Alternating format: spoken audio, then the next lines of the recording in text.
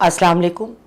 Yasmin Aftab Ali, channel Yasmin Aftab Ali और नशिस्त यास्मीन आफ्ताब अली के साथ आज हम उन दो अहम मौज़ूआत पर गुफ्तगू करेंगे जिसकी वजह से पाकिस्तान में बहुत ज़्यादा सैलाब, न सिर्फ सैलाब ज़्यादा आ रहा है बल्कि उसकी शिद्दत ज़्यादा है। ऐसा क्यों है, ये असल हकीकत जानने के लिए मेरे साथ रहिए।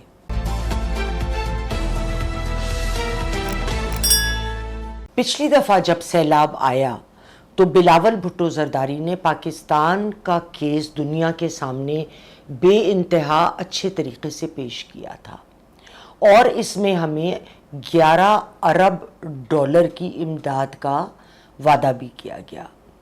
अब उसके बाद से कोई फॉलो अप नहीं मैंने देखने में मुझे आया कि ये 11 अरब डॉलर में से क्या रकम आई और क्या नहीं आई। लेकिन मैं एक बात बता दूं, ये रकम फायर फाइटिंग के लिए नहीं आई थी।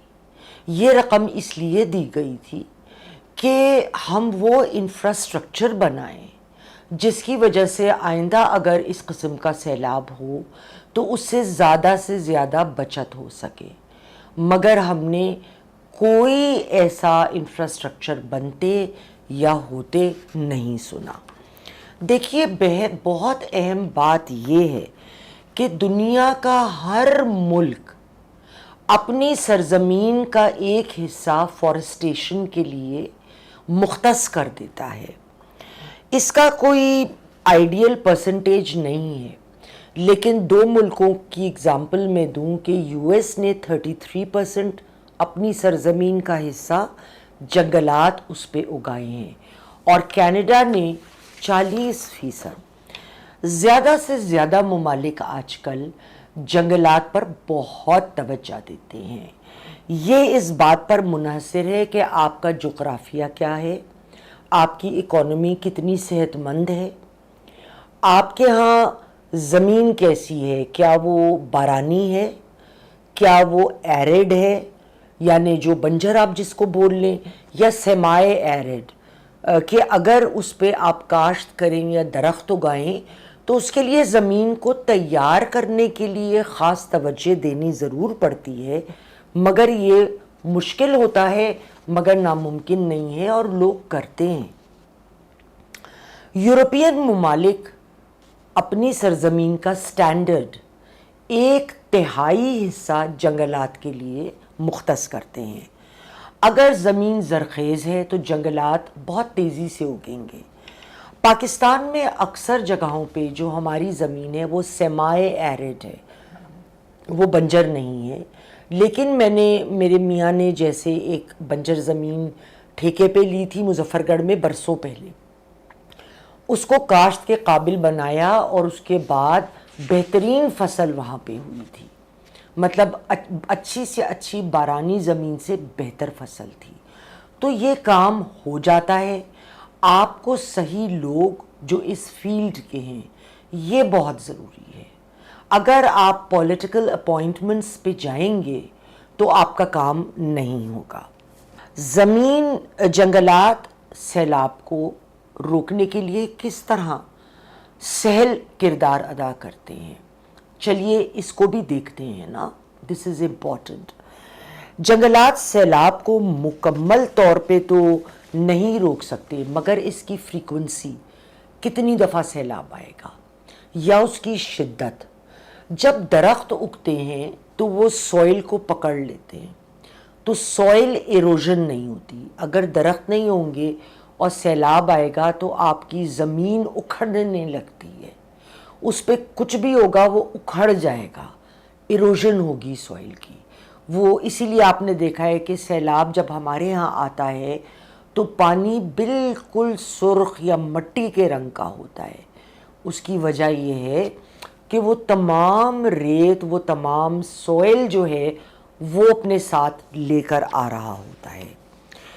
तो जंगलात इस मामले में हमारी मावनत करने के साथ साथ एक कलीदी किरदार अदा करते हैं। 2022 में जब सैलाब आया उस वक्त जंगलात का इलाका हमारा सिर्फ 4.726 था। پرسنٹ ہماری پوری سرزمین کو اگر ہم اس کو کریں کہ کتنا حصہ تھا.